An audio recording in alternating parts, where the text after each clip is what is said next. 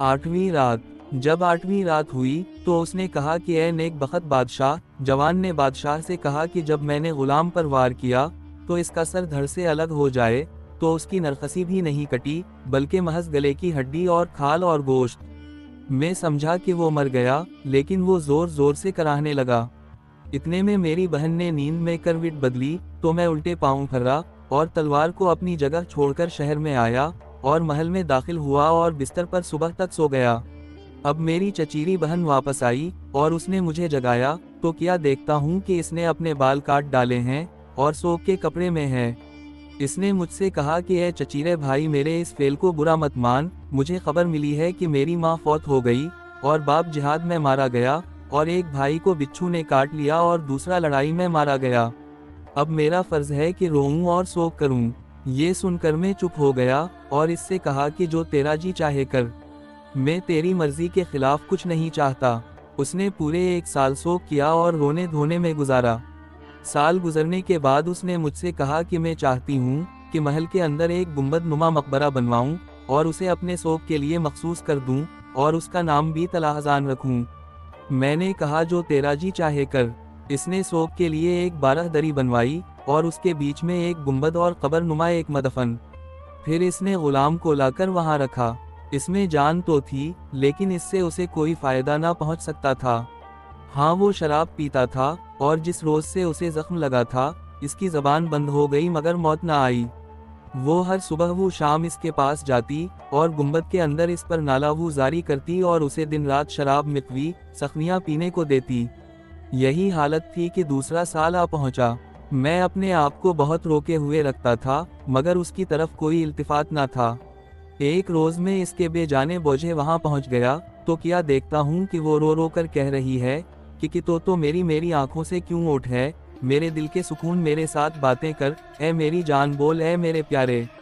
जब वो अपनी बातें खत्म कर चुकी तो मैंने इससे कहा कि ए चचीरी बहन, अब शोक काफी हो चुका, ज्यादा रोना धोना बेसूद है, अब जो कुछ बाकी रह गया है उससे फायदा उठा। इसने कहा कि तो मेरी बातों में दखल अंदाजी मत कर, अगर तो ना मानेगा तो मैं फौरन जान दे दूंगी। ये सुनकर मैं चुप हो गया और उसे अपने हाल पर छोड़ दिया। वो और 1 साल गिरियावू जारी और सोग में रही। तीसरे साल के बाद मैं फिर एक रोज इसके पास गया और मुझे किसी और बात से सख्त परेशानी थी और उसने बहुत तूल खींचा था। मैंने इसे देखा कि वो गुंबद के अंदर कब्र के एक पहलू में बैठी हुई ये कह रही है कि ए मेरे आका, तो मुझसे कोई बात नहीं करता, ए मेरे आका, आखिर तो मुझे जवाब क्यों नहीं देता। फिर इसने ये शेर पढ़े, कब्र तो मेरे लिए ना ज़मीन है ना आसमान, तो फिर तेरे अंदर सूरज और चाँद कहाँ से जुमा हो सकते हैं। जब मैंने उसकी बातें और अशार सुने तो मेरा गुस्सा और भी बढ़ गया और मैंने कहा कि ये सोग आखिर कब तक रहेगा। फिर मैंने ये अशार पढ़े, ए कब्र, क्या उसकी बेहुदा बातें ख़त्म हो गईं, या उसका गंदा चेहरा जो तेरी रोशनी का बाइस था ना रहा। ए कब्र, तो ना हौज है और ना देगची, तो फिर तेरे अंदर कोड़ा क्रिकेट क्यों कर जुमा हो सकता है। जब उसने मेरी बातें सुनी तो उछल पड़ी और कहने लगी कि तफ हो तुझ पर, ए कुत्ते, तो क्या तूने ही ये काम किया और मेरे दिल्ली माशौक को जख्मी किया और मुझे और इसकी जवानी को बर्बाद कर दिया। 3 साल हुए कि ना वो मरता है ना जीता। मैंने जवाब दिया कि ए नापाक रंडी और ए गंदी पतरी और कराए के गुलामों की आशना, हाँ मैंने ही किया है। ये कहकर मैंने तलवार पर हाथ मारकर उसे खींच लिया और उसकी तरफ लपका कि उसका काम तमाम कर दूं। जब उसने मेरी बातें सुनी और देखा कि मैं इसके कत्ल पर कमर बस्ता हूँ, तो वो नहीं और कहने लगी कि चल हट, ए कुत्ते, जो कुछ हो चुका है वो तो वापस नहीं आ सकता और ना मर्दे दोबारा जिंदा होते हैं, लेकिन जिसने मेरे साथ ये बुरा सलूक किया है इस पर मेरा भी जोर चलता है और मेरे दिल में उसकी तरफ आग भड़क रही है जो कभी बुझ नहीं सकती और ऐसे शोले निकल रहे हैं जो छप नहीं सकते। ये कहकर वो दोनों पांवों सीधी खड़ी हो गई और कुछ पढ़ने लगी जो मेरी समझ में बिल्कुल नहीं आया और कहा कि मेरे जादू से आधा पत्थर हो जा और आधा इंसान, और मेरी ये हालत हो गई जिसे तो देख रहा है। अब मैं उठ बैठ नहीं सकता, ना जिंदा हूँ ना मुर्दा। जब मेरी ये हालत हो गई तो उसने शहर और इसके तमाम गली कूचों और बागों पर भी जादू किया। हमारे शहर में 4 कौमें आबाद थीं। मुसलमान, ईसाई, यहूदी और आतिश परस्त, उसने इन सबको मछलियाँ बना दिया। मुसलमानों को सफ़ेद, आतिश परस्तों को सुर्ख, ईसाइयों को नीला और यहूदियों को पीला, और चारों जजीरों को तालाब के आसपास 4 पहाड़ बना दिया। अब वो हर रोज़ मुझे सताती और 100 कोड़े मारती है, यहाँ तक कि मैं लहूलुहान हो जाता हूँ। फिर वो मेरे कांधे खर्चती और ये ओनी कपड़े, जो तो ऊपर के बदन पर देख रहा है, पहनाती है और उसके ऊपर ये कीमती अबा डाल देती है। ये कहकर वो जवान रोने लगा। कहते हैं कि अब बादशाह जवान की तरफ मुखातिब होकर कहने लगा कि ए नौजवान, तूने मेरा गम दोबाला कर दिया, बाद उसके कि तुझे देखकर मेरा गम दूर हो गया था, लेकिन आखिर वो औरत कहाँ है और कहाँ है वो मदफन जिसमें गुलाम है? जवान ने कहा कि गुलाम मदफन में इस गुंबद के नीचे पड़ा है, जो मेरे दरवाजे के सामने फलां बारहदरी में वाक़े है। औरत सूरज निकलने से पहले मेरे पास आती है और मेरे कपड़े उतारकर इतने ज़ोर से 100 कोड़े मारती है कि मैं रोने और चलाने लगता हूँ। मैं इतना भी नहीं हिल सकता कि अपने आप को बचाऊं। मुझे मार पीट कर वो गुलाम के पास जाती है और इसे शराब और यखनी पीने के लिए देती है। अब कल तड़के वो फिर आएगी। बादशाह ने कहा कि ए जवान, मैं तेरे साथ ऐसी भलाई करूँगा जिसे लोग एक दूसरे से बयान करेंगे और जिसका जिक्र क़यामत तक तारीख की किताबों में रहेगा। अब बादशाह इससे इधर इधर की बातें करने लगा, यहाँ तक कि रात हो गई और दोनों सो गए। सुबह सवेरे बादशाह जागा और उसने ऊपर के कपड़े उतार दिए और तलवार खींचकर इस जगह पहुंचा जहां गुलाम था। इसने देखा कि वहां चराग और कंदीली और अतिरियात और रोगन रखे हुए हैं। इसने गुलाम को इधर इधर तलाश किया और उसके पास पहुंचकर एक वार में इसका काम तमाम कर दिया।